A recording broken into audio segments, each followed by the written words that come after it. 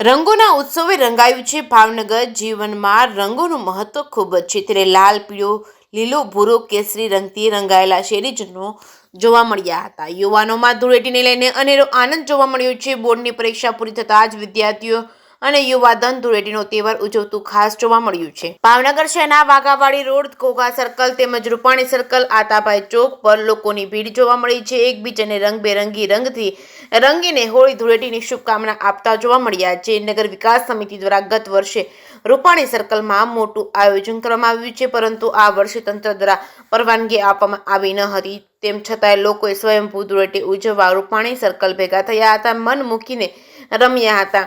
જિલ્લા પોલીસ વડા દ્વારા પણ પોલીસનો ચુસ્ત બંદોબસ્ત રાખવામાં આવ્યો. અસામાજિક તત્વો ઉત્સવની આડમાં ગેરલાભ ન લે તે માટે સિવિલ ડ્રેસમાં પોલીસ લોકો વચ્ચે રહી પેટ્રોલિંગ કરતી હતી. જે કે ગુજરાતી સાથે હિરેન ભાયણી, ભાવનગર. આજે ધૂળેટીના પર્વ પ્રસંગે તંત્ર દ્વારા જે મંજૂરી કરવામાં આવી છે એમાં હું કાંઈ ભરતો નથી.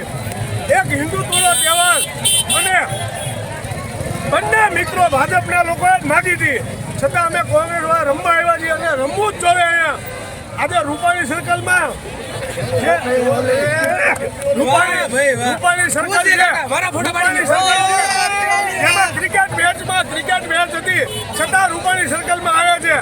તો આ લોકો શું કામ ભાજપ કોંગ્રેસ કે મંજૂરીનું ઓલું કરે છે? અરે રમવું જ જોઈએ, રમો. ભાવનગર જિલ્લામાં અલગ અલગ જગ્યાએ 13 અને 14 માર્ચ 2025ના રોજ હોળી અને ધૂળેટીનો ઉત્સવ મનાવવામાં આવશે. કાયદો અને વ્યવસ્થાની પરિસ્થિતિ જળવાઈ રહે, કોઈપણ પ્રકારનો અનિચ્છનીય બનાવ ન બને એ માટે 21 જેટલા પોલીસ ઇન્સ્પેક્ટર, 32 જેટલા પોલીસ સબ ઇન્સ્પેક્ટર અને 450થી પણ વધુ પોલીસના કર્મચારીઓ આ બંદોબસ્તમાં તૈનાત રહેવાના છે. સાથે સાથે હોમગાર્ડ અને જીઆરડી 550થી પણ વધુ આ બંદોબસ્તમાં ઉપયોગમાં લેવામાં આવનાર છે. પોલીસ સ્ટેશન ખાતે અને ભાવનગર શહેર ખાતે એક QRTની ટીમ તૈનાત રાખવામાં આવશે.